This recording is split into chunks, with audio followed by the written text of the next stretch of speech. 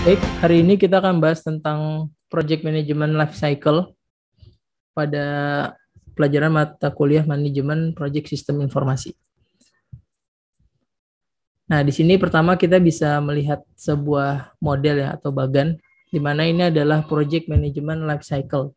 Jadi perputaran siklus hidup suatu manajemen project.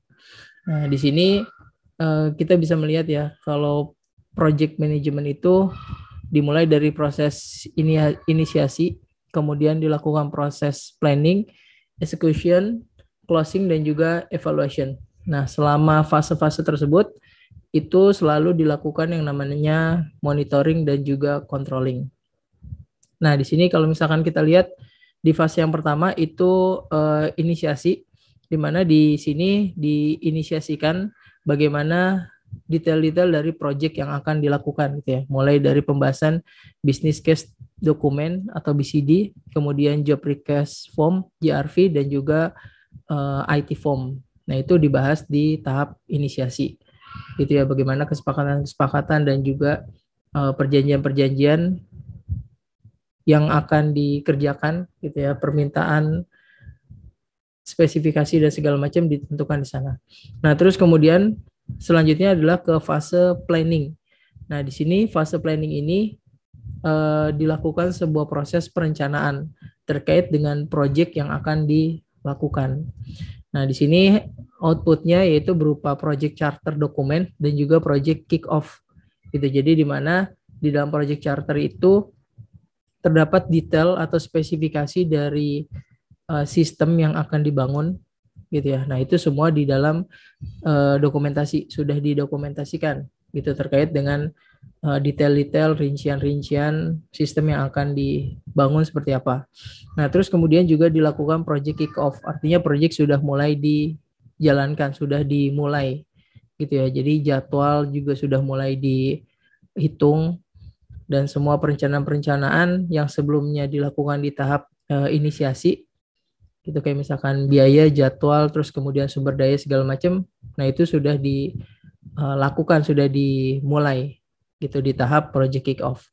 Nah, terus kemudian selanjutnya adalah ke fase execution. Execution ini biasanya dia nanti mengikuti dengan metode teknis tersendiri gitu. Jadi misalkan yang di develop adalah sebuah sistem. Nah, project management ini dia di dalamnya memakai metode lagi, metode untuk mengolah ataupun metode untuk mendevelop sebuah sistem tersebut.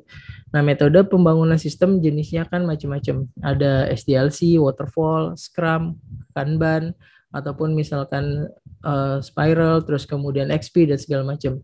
Nah, itu di fase execution ini dijalankanlah metode tersebut gitu, metode yang sesuai dengan metode pembangunan sistem gitu, yang disesuaikan dengan kondisi ataupun request seperti apa nanti pembangunan sistem yang akan dibuat. Kemudian outputnya itu berupa information system, testing dokumen, manual guidance, technical dokumen, software architect, dan juga software architect dokumen. Jadi seluruh dokumentasi gitu ya dalam proses pembangunan sistem itu adalah luaran dari proses ini gitu, karena ya di fase ini dilakukan eksekusi gitu. Jadi dikerjakan sistemnya, develop sistemnya sampai dia selesai gitu. Biasanya kalau fase secara umum misalkan SDLC, nanti di dalamnya itu ada proses analisa lagi gitu, ada proses perencanaan, analisa, kemudian desain, development, implementation, dan juga maintenance. Seperti itu metodenya, misalkan pakai SDLC ya di fase ini. Nah, nanti ketika sudah selesai, maka dokumen-dokumen kayak dokumentasi information system, testing dokumen, manual guidance, technical dokumen, sampai software architect dokumen itu sudah harus ada gitu, karena selanjutnya adalah masuk ke dalam fase closing di project management life cycle. Nah, fase closing ini dihasilkan sebuah project implementation review PIR, terus kemudian presentation. Jadi didemokan, dipresentasikan kalau project ini sudah sesuai dengan request gitu ya, dengan kebutuhan. Nah, nanti kalau semuanya sudah sesuai, sudah diimplementasikan juga aplikasinya, sudah diserah terimakan, maka selanjutnya adalah dievaluasi bagaimana project itu berjalan, gitu ya. Bagaimana project yang sudah dijalankan ini, apakah sudah sesuai, gitu, apakah sudah memenuhi kebutuhan, gitu. Nanti dari evaluasi tersebut dapat diambil lesson learn, gitu, dan juga dievaluasi, gitu ya, bagaimana project yang sudah dijalankan itu berputar, gitu, atau masuki fase terakhir. Nah, ini adalah project management life cycle, jadi perputaran hidup sebuah manajemen project. Nah, lalu kemudian kita membahas metode yang digunakan, gitu ya. Di sini ada metode system development life cycle. Jadi sebenarnya tadi kan di tahap execution itu dilakukan sebuah penerapan metode ya, metode untuk pembangunan sebuah sistem, pembangunan sebuah software. Nah, di dalam pembangunan sebuah software itu kan menggunakan sebuah metode tersendiri lagi. Tadi jenisnya kan macam-macam. Nah, salah satu jenisnya itu adalah SDLC ini, System Development Life Cycle. Nah, SDLC ini merupakan pola yang diambil untuk mengembangkan sistem software yang terdiri dari tahap-tahap tadi: perencanaan, planning, kemudian analisis, design, implementation, testing, dan juga maintenance. Nah, ini fase yang ada di dalam metode pengembangan sistem SDLC. Nah, SDLC juga adalah metode yang paling dasar, gitu ya, metode yang paling mendasari dari pengembangan metode-metode pengembangan sistem yang lain. Gitu, dasarnya itu dari SDLC ini. Nah, lalu kemudian pada dasarnya proyek pembangunan sistem itu dia bersifat unik ya. Jadi apabila proyek mengalami siklus hidup, nanti kayak misalkan yang tadi PLC itu yang project life cycle, nah berarti proyek itu sedang dalam perjalanan gitu, sudah berjalan. Nah, di dalam perjalanan itu dia akan mengalami perubahan pada kegiatan. Nah, biasanya hal itu disebabkan karena ada tahap monitoring dan juga controlling project. Nah, sedangkan kalau di SDLC ini adalah siklus hidup pengembangan sistem. Nah, ini merupakan kegiatan pembentukan atau pengembangan software atau sistem informasi yang di dalam tahapannya juga mengalami siklus pengembangan pada bagian-bagian tertentu. Nah, hal ini disebabkan karena ada testing, itu pengujian sistem agar software yang dibangun betul-betul merupakan hasil yang terbaik. Jadi ketika di dalam prosesnya gitu, baik di dalam metode pengembangan sistem ataupun di dalam project life cycle, itu pasti ada kegiatan yang berulang gitu ya, karena ketika misalkan melakukan testing gitu, nah ternyata di dalam testing itu nanti ketemu error atau ketemu request tambahan, nah itu nanti harus diolah lagi gitu. Ketika ketemu error maka harus diulang lagi gitu ya, atau kalaupun misalkan ada penambahan fitur, nah itu juga harus ada proses lagi. Nah, biasanya dalam fase eksekusi tadi, nah SDLC itu kan tadi mengacunya pada project charter dan juga project management plan gitu. Jadi ya tinggal mengikuti dari dokumen-dokumen yang sudah ada dan juga perjanjian-perjanjian yang sudah disepakati di awal gitu ya. Kalau misalkan ada perubahan ataupun ada penambahan, maka apa yang harus dilakukan. Nah, terus kemudian ya tadi, jadi life cycle sebuah project management itu di dalamnya kan tadi mengadopsi metode tersendiri untuk pengembangan sistemnya. Nah, kalau tadi ada apa namanya manajemen, terus kemudian juga ada inisiasi, kemudian ada planning, ada execution, ada closing dan evaluation, maka di fase execution itu dia melakukan metode SDLC di dalamnya gitu. Nah, maka dari itu tahapan-tahapan SDLC yaitu antara lain adalah tahapan perencanaan, analisis, desain, implementasi, uji coba, dan pengelolaan atau maintenance. Nah, ini adalah tahapan-tahapan yang akan dilakukan gitu ya. Jadi ketika proyeknya berjalan, nah di tengah-tengah dia menerapkan lagi metode, yaitu metode pengembangan sistem. Nah, coba kita bahas satu-satu ya. Di tahapan-tahapan SDLC yang pertama kan tahapan perencanaan, di mana pada tahap ini tujuannya untuk mengidentifikasi dan juga memprioritaskan sistem informasi apa yang akan dikembangkan, sasaran-sasaran yang ingin dicapai, jangkauan waktu pelaksanaan, serta mempertimbangkan dana yang tersedia dan siapa nanti yang akan melaksanakan. Itu. Nah, tahapan perencanaannya itu menjadi penting. Tahapan perencanaan ini itu menjadi penting karena permasalahan nanti didefinisikan dan diidentifikasi secara rinci pada tahap perencanaan ini gitu. Jadi bisa mengurangi risiko kegagalan. Kemudian pembangunan sistem informasi juga harus diarahkan pada peningkatan keunggulan kompetitif gitu ya. Jadi pembangunannya ya diarahkan bagaimana supaya sistem yang dibangun ini untuk bisa meningkatkan keunggulan kompetitif dengan para pesaing.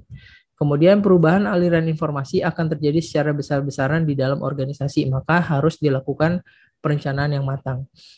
Lalu kemudian implementasi teknologi komputer akan membawa dampak bagi tenaga kerja di dalam organisasi gitu ya, karena nanti harus penyesuaian kemampuan juga gitu. Ketika mau menerapkan teknologi komputer yang baru, maka tenaga kerjanya harus bisa menyesuaikan, sumber daya manusianya juga harus bisa menyesuaikan. Lalu kemudian ada juga keuntungannya, jadi beberapa keuntungan dari perencanaan sistem informasi berbasis komputer. Itu pertama dia nanti bisa meningkatkan komunikasi antar manajer. Ini ya sebelum ke tahap analisa. Jadi keuntungannya itu dia juga bisa meningkatkan komunikasi antar manajer, user, dan juga developer. Kemudian dia juga bisa meningkatkan efektivitas penggunaan sumber daya organisasi, terus juga bisa mendukung komunikasi untuk pertanggungjawaban kegiatan yang dilakukan oleh individu maupun departemennya, mendukung proses evaluasi, terus juga memungkinkan para manajer untuk mengelola pembangunan sistem jangka panjang. Nah, itu keuntungannya kalau dilakukan proses perencanaan sistem informasi. Ya. Lalu kemudian fase yang kedua atau tahapan yang kedua adalah tahapan analisa, di mana tahapan analisa sistem itu merupakan kegiatan penguraian dari suatu sistem informasi yang utuh ke dalam bagian komponennya yang lebih kecil, dengan maksud untuk mengidentifikasi dan mengevaluasi permasalahan-permasalahan yang ada, hambatan-hambatan yang terjadi, dan juga kebutuhan-kebutuhan yang diharapkan nantinya seperti apa, sehingga bisa diusulkan dan juga diperbaiki gitu ya. Nah, di dalam proses ini dilakukan juga pembuatan laporan. Nah, di sini laporan perlu dibuat sebagai dokumentasi dari kegiatan. Tujuan utamanya adalah sebagai bukti secara tertulis gitu ya tentang hasil analisa yang sudah dilakukan. Nah, pada tahapan ini tim developer itu akan menganalisis permasalahan sampai mendetail gitu ya, lebih mendalam, dan juga akan menyusun suatu kelayakan gitu, akan menyusun suatu dimensi kelayakan. Nah, di sini ada 6 dimensi kelayakan yang bisa dipertimbangkan gitu ya ketika melakukan proses analisis atau melakukan proses analisa terhadap sistem.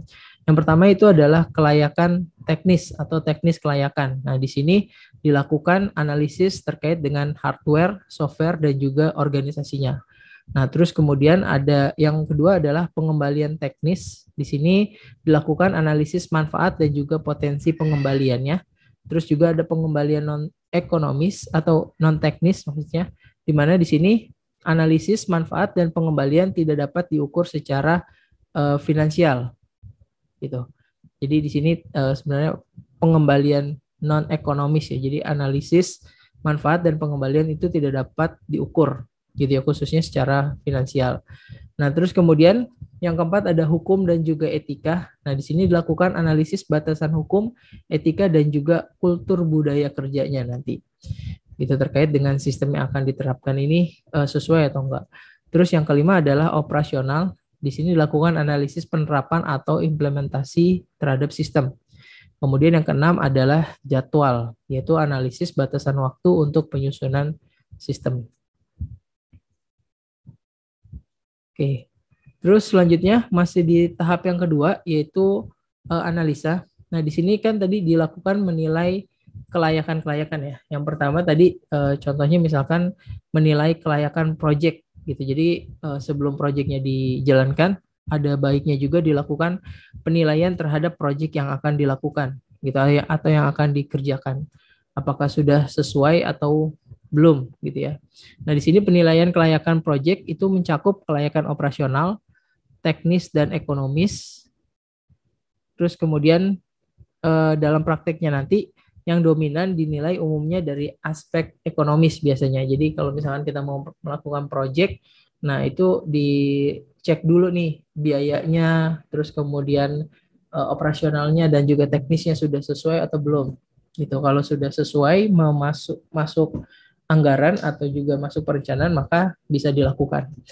Nah, di sini contoh kelayakan operasional maksudnya adalah eh, menyangkut apakah secara operasional nantinya sistem yang akan dibuat atau sistem yang baru itu dapat dilaksanakan dengan sumber daya manusia yang tersedia dan juga metode training yang ditawarkan, pelayanan purna jualnya atau after sales-nya.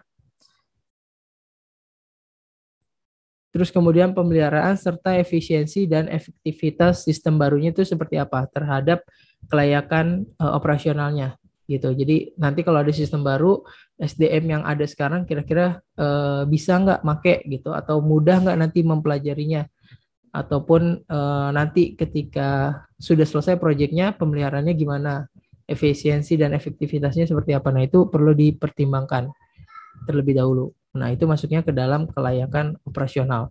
Terus kemudian kelayakan teknis. Kelayakan teknis ini menyangkut apakah hardware atau software yang akan dikembangkan itu tersedia. Kemudian jadwal pelaksanaan serta sistem keamanan datanya seperti apa. Nah, itu terkait dengan kelayakan teknis. Gitu harus dipertimbangkan juga nih itu software sama hardware-nya mendukung nggak gitu kompatibilitasnya, kemudian keamanan datanya nanti seperti apa, terus kemudian hal-hal teknis-teknis yang lain kayak mungkin juga struktur programnya, struktur datanya, model pengkodingannya dan segala macam yang terkait dengan teknis. Lalu kemudian kelayakan selanjutnya adalah kelayakan ekonomis. Di sini kelayakan ekonomis ini menyangkut biaya untuk membuat dan menjalankan sistem yang akan dibangun ini atau sistem baru, serta keuntungan yang akan diperoleh dari sistem itu apa. Gitu. Jadi bagaimana harganya, terus kemudian ketika mengoperasionalkan biayanya gimana, gitu, keuntungannya apa gitu dengan adanya sistem baru dengan sistem yang lama itu ada keuntungan signifikan atau enggak gitu. Nah, itu yang menjadi bahan pengujian kelayakan sebelum menjalankan sebuah proyek juga. Lalu kemudian faktor-faktor lain juga diperlukan untuk dicek kelayakannya, gitu ya. Jadi studi kelayakan juga harus dilakukan terhadap faktor-faktor yang lain, antara lain kelayakan organisasi. Ini ya, jadi faktor-faktor yang lain tadi selain antara kelayakan teknis, ekonomis dan juga operasional itu juga perlu dicek faktor yang lain. Contohnya misalkan ini kelayakan organisasi, itu jadi organisasinya ini sesuai nggak gitu ya atau layak nggak gitu dengan sistem yang akan dibuat. Kemudian bagaimana memilih kelompok bisnis atau pasar sasaran mana yang akan dituju, yang akan menjadi tujuan penetrasi produk-produk yang akan dipasarkan. Gitu. Jadi dengan sistem ini ya tadi kita misalkan mau menjual jasa atau barang, nah siapa yang akan kita tuju dan sistemnya mendukung atau enggak. Terus juga melihat kemungkinan permodalan, tingkat kompetisi produk harus dapat dideteksi dengan baik gitu. Dengan sistem ini bisa enggak melakukan itu. Itu termasuk juga lingkungan operasional sistem dan juga sistem harganya. Nah ini mungkin juga udah diakomodir ya tadi di kelayakan ekonomis, teknis, dan juga operasional, tapi bisa juga ini dilakukan penilaian kelayakan tersendiri. Lalu kemudian ada istilah namanya requirement analysis atau analisa requirement, analisa kebutuhan, di mana di sini dilakukan menyusun analisa kebutuhan atau requirement analysis yang merupakan lanjutan yang bisa dilakukan sesudah studi kelayakan. Jadi sesudah studi kelayakan tadi, nah kita bisa melakukan analisis requirement. Nah, tapi bisa juga dilakukan setelah proposal disetujui dan juga kontrak disepakati. Gitu. Tapi biasanya pendetailannya ini bisa jadi di awal ya, sebelum MOU gitu, sebelum kesepakatan itu harus detail dulu gitu supaya amannya gitu, karena nanti bisa jadi kalau setelah disepakati, nah bisa jadi nanti muncul request yang lain. Nah itu juga bisa disesuaikan juga sih gitu, ada perjanjian tertentunya juga.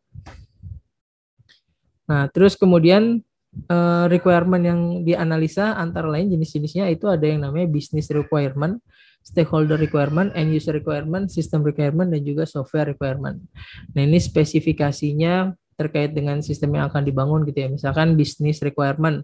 Nah spesifikasi dari bisnisnya itu nanti seperti apa gitu. Yang tadinya konvensional mungkin nanti harus jadi online gitu. Yang tadinya menggunakan berbasis web, nah ini harus bisa menggunakan berbasis mobile seperti itu. Nah terus kemudian stakeholder requirement. Nah stakeholdernya juga diperdetail nantinya, user siapa aja yang bisa mengakses gitu, usernya apa aja yang dilakukan, kemudian ownernya, manajerialnya, operator. Nah itu masuk ke dalam stakeholder requirement. Terus end user requirement, end user ini pengguna ya tadi mungkin mirip yang tadi disebutkan gitu ya. Jadi usernya siapa aja. Nah terus kalau stakeholder ya lebih ke arah seluruh elemen yang mensupport sistem tersebut gitu, walaupun dia nggak menggunakan sistem itu gitu, tapi dia termasuk dari bagian yang mensupport sistem tersebut atau sistem yang dibangun di project tersebut, maka dia masuk ke dalam stakeholder. Lalu kemudian sistem requirement atau spesifikasi dari sistemnya, kayak fiturnya apa aja, kemudian apa fungsinya apa aja gitu ya, menu-menunya segala macam. Nah itu lebih ke teknis gitu ya. Nah itu juga masuk ke dalam jenis requirement. Terus juga software requirement. Nah software requirement ya ini terkait dengan software yang dibangunnya gitu. Begitu juga dengan lingkungan dan juga apa namanya perangkat-perangkat pendukung itu juga ditetapkan gitu ya, ditentukan. Lalu kita ke tahapan yang ketiga. Tadi kan di tahapan yang kedua ya, analisis. Nah, tadi analisis dilakukan studi kelayakan, terus kemudian requirement analysis. Nah, terus selanjutnya adalah tahapan yang ketiga. Tahapan yang ketiga dari SDLC itu adalah desain sistem. Nah, ini desain berkonsentrasi pada bagaimana sistem dibangun untuk memenuhi kebutuhan pada fase analisis. Manfaat desain sistem adalah memberikan gambaran rancangan bangun atau blueprint yang lengkap sebagai guideline bagi programmer dalam membuat aplikasi. Itu jadi apa namanya, ketika sudah dianalisa gitu ya, sudah dianalisa kan biasanya dilakukan kegiatan komunikasi gitu ya, ngobrol gitu antar user dan juga sistem analis. Nah kemudian dari sistem analis kemudian dia menuangkannya dalam bentuk model, dalam bentuk desain gitu. Maka biasanya kalau apa namanya melakukan proses analisa, sistem analis biasanya bisa didampingi dengan desainernya langsung, atau bisa juga nanti dia membuat desain tersendiri kemudian diperdetail atau diperhalus oleh desainer seperti itu. Nah terus kemudian hal-hal yang dilakukan di dalam fase desain ini dilakukan adalah membangun sebuah model gitu ya. Sebuah model biasanya menggunakan sebuah tools khusus, suatu bahasa tertentu yang terstandarisasi, contohnya kayak Unified Modeling Language gitu ya. Nanti di situ dibangun yang pertama adalah permodelan sistem. Model-model sistemnya itu seperti apa? Itu diagram alurnya, kemudian diagram use case-nya, activity-nya. Nah, itu semua di develop, dibangun, dimodelkan, digambar. Kemudian juga desain basis data gitu. Jadi yang perlu desain basis datanya juga kan. Jadi dari desain kelas diagram misalkan atau ERD. Nah, kemudian jadilah sebuah desain untuk basis datanya. Kemudian desain aplikasinya. Nah, itu juga seperti apa? Itu ada diagram tertentu gitu ya di dalam UML. Terus kemudian desain hardware atau desain jaringannya, topologi jaringannya nanti seperti apa. Kemudian desain interface-nya sampai ke deskripsi ke pengguna gitu ya, deskripsi ke user gitu, cara penggunaannya itu nanti alurnya bagaimana. Nah, itu yang masuk ke dalam kegiatan yang dilakukan di fase desain. Nah, lalu kemudian sistem informasi yang terkomputerisasi biasanya atau setidaknya terdiri dari hardware, software, data, prosedur, dan juga manusianya. Nah, di sini hardware terdiri dari komponen input, proses, output, dan juga jaringan. Kalau software itu terdiri dari sistem operasi, utilitas, dan juga aplikasi. Untuk data itu mencakup struktur data, keamanan, dan integritas data. Untuk prosedur itu seperti ke dokumentasi prosedur sistem, buku petunjuk operasional dan teknis, serta ke manusia itu lebih ke arah pihak yang terlibat dalam penggunaan sistem informasi. Nah, jadi di sini sistem informasi itu ya ini ya bagian-bagiannya hardware, software, data, prosedur, dan juga manusia. Nah, maka dari itu di fase ini, di fase desain tadi, nah itu disiapkan juga tuh dokumentasinya gitu terkait dengan hardware, software, data, prosedur, dan juga usernya nanti. Oke, terus selanjutnya masih di dalam fase desain ya. Jadi desain itu mencakup juga bisa dikatakan juga termasuk di dalam pembangunan juga ya, pembangunan sistemnya. Jadi desain sekaligus development atau bisa juga ya desain sendiri, development sendiri.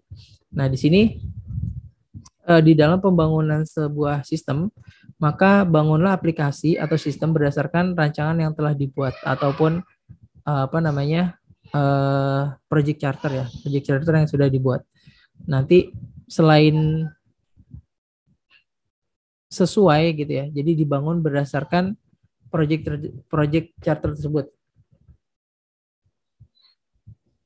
Jadi selain aplikasi yang dibangun, bikin juga buku panduannya dalam penggunaan aplikasi agar mudah saat melakukan training pada saat implementasi. Jadi bukan hanya software yang dibangun produknya, tapi bikin juga guideline-nya, panduannya, gitu ya, tutorialnya, supaya nanti dalam transfer ke knowledge gitu ya, dalam memberikan pembelajaran dari sistem yang akan dibangun itu mudah dimengerti gitu. Nah, terus kemudian dilakukan juga proses testing untuk aplikasinya. Nah, testing aplikasi jenis-jenisnya antara lain testing performa gitu ya, terkait dengan kecepatan gitu, kehandalan dari sistem.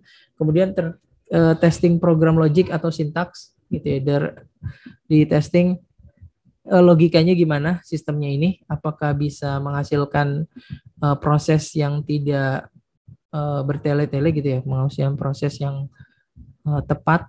Kemudian testing implementasi bisnis rule, alur dari proses bisnisnya, testing faktor manusianya juga dari user, testing bisnis proses atau prosedurnya, kemudian testing efisiensi input dan juga testing output.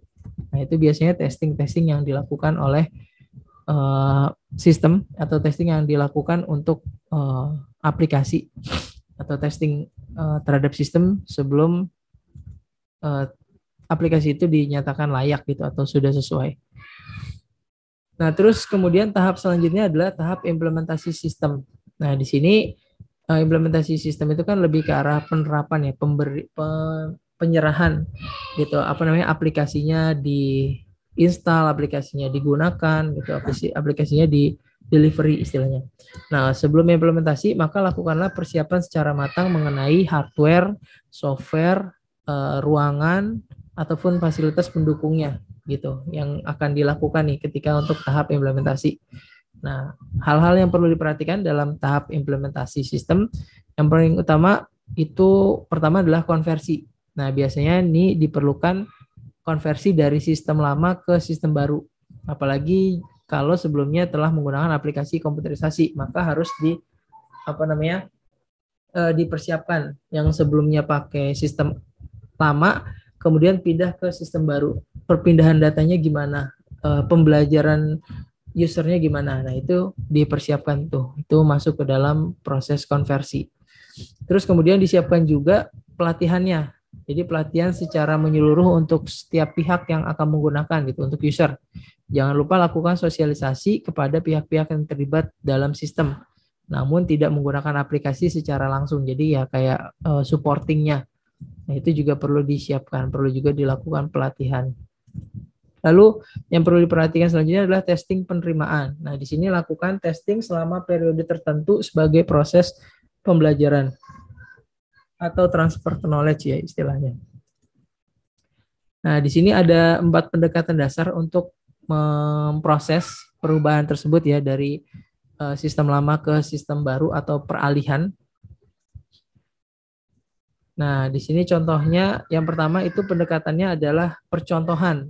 Percontohan ini pemakaian sistem lama ngelihat dulu gitu sebelum memutuskan beralih ke sistem baru. Gitu dia ngelihat dulu nih sistem lama dan sistem barunya itu kayak gimana sih, dia lihat dulu gitu, dicontohin, dikasih unjuk gitu ya, diberikan contoh. Kemudian dilakukan juga serentak. Jadi sistem lama bisa juga langsung di stop, di down, dimatikan, langsung dioperasikan sistem yang baru gitu ya. Sistem lama di stop, langsung udah ayo pindah ke sistem yang baru, kan udah dilatih gitu misalkan. Walaupun di awalnya nanti ada kesalahan-kesalahan dasar ya, biasanya nanti lama-kelamaan akan terbiasa. Terus bisa juga dilakukan perpindahannya itu secara bertahap. Jadi sistem barunya ini digunakan sebagian-sebagian gitu. Jadi sistem lama masih dipakai, mungkin sistem baru untuk mengurus data baru gitu ya, yang lama masih dikelola oleh sistem yang lama sampai data-data yang lama itu selesai gitu, baru dia semuanya beralih ke sistem baru. Atau juga menggunakan pendekatan paralel. Di sini sistem lama tetap dipertahankan, sistem baru udah dioperasi, udah dipakai sepenuhnya. Nah, kalau misalkan sistem baru nggak ada masalah, nggak ada terkendala, maka semuanya akan pindah ke sana gitu. Tapi kalau misalkan masih ada kendala-kendala, dia masih pakai yang lama gitu. Jadi ibaratnya kayak menguji lebih detail gitu ya, menguji dengan data sesungguhnya.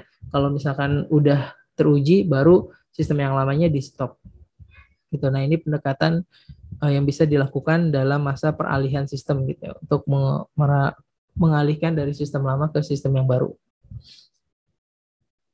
Nah, terus kemudian tahap pemeliharaan sistem atau tahap maintenance. Di sini tahapan pemeliharaan sistem mencakup seluruh proses yang diperlukan untuk menjamin kelangsungan, kelancaran, dan penyempurnaan sistem yang telah dioperasikan.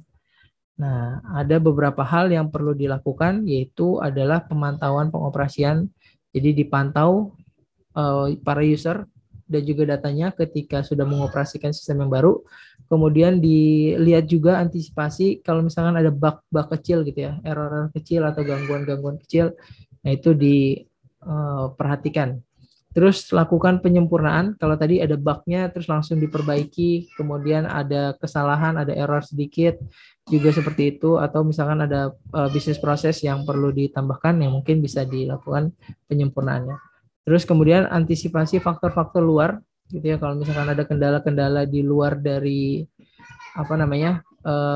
sistem ataupun faktor-faktor luar yang di luar kuasa gitu, misalkan ada kecelakaan ataupun ada gangguan listrik segala macam, ya itu juga harus diantisipasi.